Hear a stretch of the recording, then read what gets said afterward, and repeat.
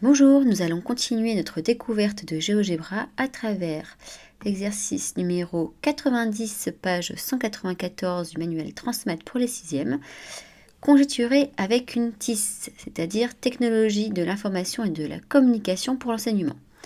Alors, à l'aide d'un logiciel de géométrie, on va prendre GeoGebra, tracer un triangle ABC. Notre triangle ABC. On va donc sur l'icône figure. On prend un polygone, on n'a pas demandé un polygone régulier. Chez un triangle, le triangle régulier, c'est le triangle équilatéral. Moi, je fais un triangle quelconque. Alors attention, vous voyez, j'ai mis 3 points. On a l'impression que le triangle est fini. Mais en fait, une forme sur GeoGebra se finit uniquement quand il y a une boucle qui a été faite. Là, la boucle, ça consiste à revenir à son point de départ, le point A. Donc j'appuie sur le point A et j'ai mon triangle ABC. Ensuite, donc on devait tracer la droite D1 parallèle à la droite BC passant par A. Donc, on va sur l'option droite parallèle. Elle doit être parallèle à BC et elle va passer par A. Donc, je clique sur le point A. Mais j'ai d'abord cliqué sur la droite BC. Très bien. Elle doit s'appeler D1. Vous avez vu ici, le GeoGebra l'a appelé F. Moi, je vais l'appeler D1. Je vous rappelle que sur GeoGebra, je ne peux pas mettre... Voilà, je ne peux pas mettre de parenthèse. Ensuite, nous avons la droite D2 parallèle à la droite AC passant par B.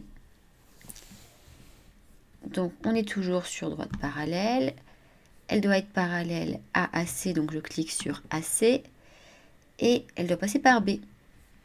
Voilà. Et elle va s'appeler D2. Donc, je vais ici, j'enlève mon F, je mets D2.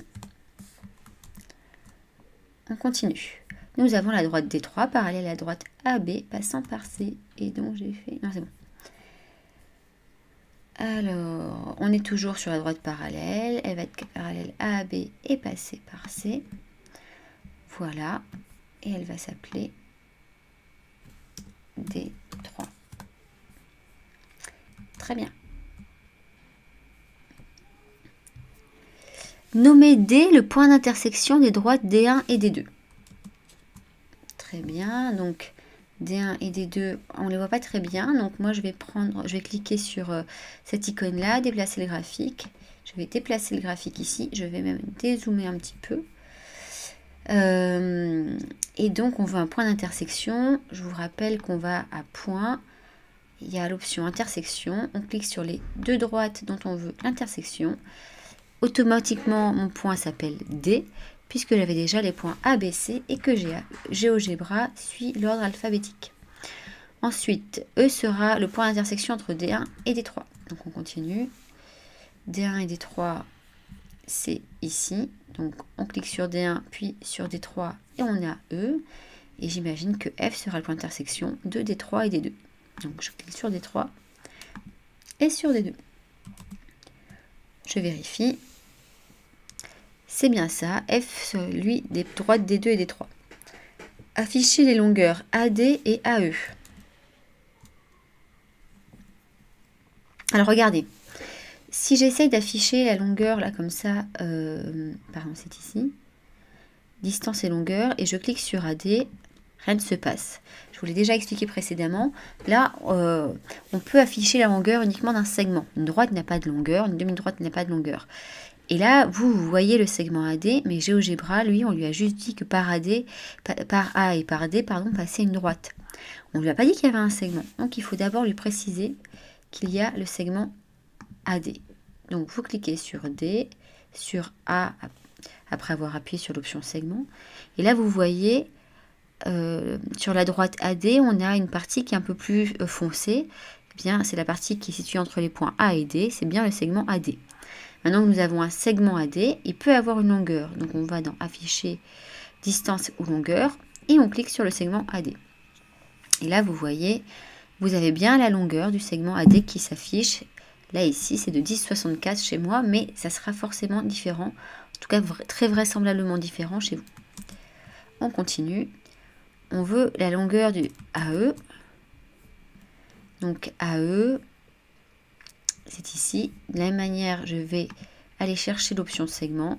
Je dis à GeoGebra que AE est un segment. Et maintenant, je peux lui demander la longueur du segment AE. Alors, vous voyez, c'est la même longueur que AD. Déplacer les points B et C, que peut-on observer? Quel rôle semble avoir le point A pour le segment DE? Donc, on m'a demandé de déplacer les points D et C, c'est ça? Pardon. B et C, désolé. Donc, je vais sur l'icône déplacer. Je vais cliquer sur B. Vous voyez, je déplace le point B. À chaque fois, peu importe comment je déplace le point B, AD et AE seront toujours égaux. Et comme D, A et E sont alignés, on peut supposer que A est le milieu de DE. Ça fait exactement la même chose si je déplace le point C. AD est égal à AE. Donc, il semblerait que A est le milieu de DE. Maintenant, quel rôle semble avoir le point B pour le segment DF? On va regarder le segment DF. Alors, je vais réduire un peu mon graphique. Voilà. Donc, DF est ici. Vous voyez. B est ici. Ce qu'on va faire, c'est comme tout à l'heure, on va afficher des segments. Je vais afficher le segment DB et le segment BE.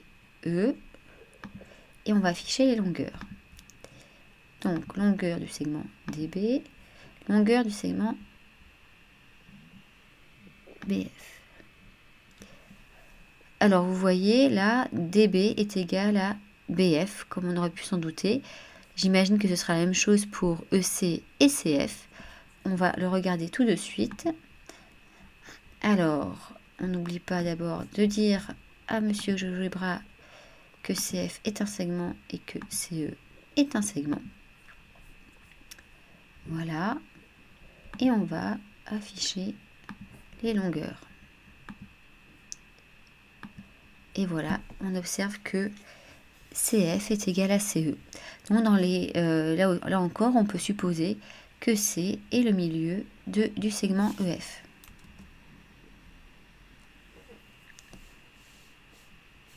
L'exercice est terminé.